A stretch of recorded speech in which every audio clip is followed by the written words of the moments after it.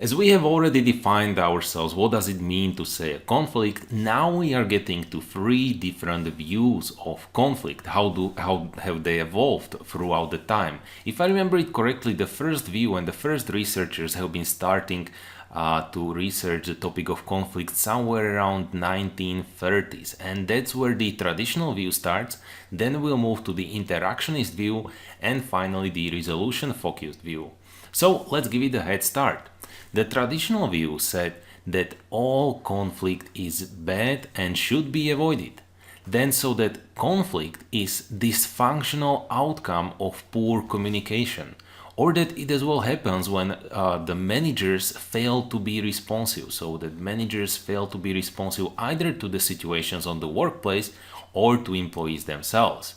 Well, as you have probably grasped already, this cannot be really applied to nowadays world because, as you can see here, just later researchers and managers realized that some level of conflict is inevitable on the workplace.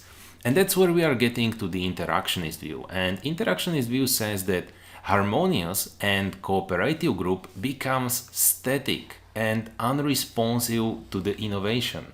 So imagine a group on a workplace in some organization, and this group is perfectly harmonious and cooperative.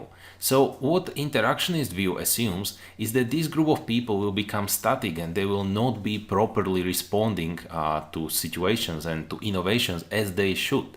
Now, minimal level of conflict can keep the ground viable and creative, so that there is some recognition of functional and dysfunctional conflict. If I can, let me just try to draw one graph where I think I can nicely summarize it. So imagine that on the horizontal axis we have a level of conflict, and then on the vertical axis we have productivity. So as the interactionist view says, the minimal level of conflict can keep the ground viable and creative. So now imagine the level of conflict is increasing, so the level of conflict is increasing, so should the productivity be increasing. But after some level of conflict, the productivity will start to decrease again. So we go down again. So as you can see, this point, at some point, the conflict is actually productive. So conflict is productive on the workplace. The same situation can be applied to a stress, but that's a different topic. Let's get to the resolution focused view. This is a little bit tricky. They recognize problems with encouraging conflict, so that as you imagine this graph, what it presumes is that managers should try to keep the level of conflict up. So managers can actually try to encourage the conflict. So encouraging conflict.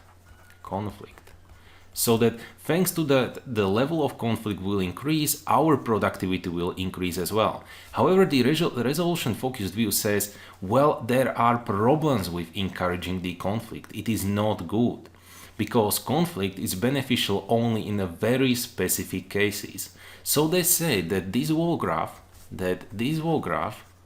is not always true. So that here is our interactionist view, and what resolution focus view says that this is true only sometimes. True only sometimes and not always. Sometimes.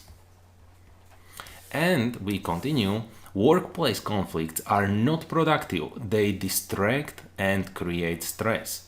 And we should try to, of course, avoid stress, and we should try to keep our employees focused. And this resolution focused view, it generally we can conclude that it focuses on productive conflict resolution. So that the conflicts of course occur on the workplace, but the resolution focused view says, well, we should focus on how to, in a productive manner, resolve these conflicts. So those were the three views of conflict.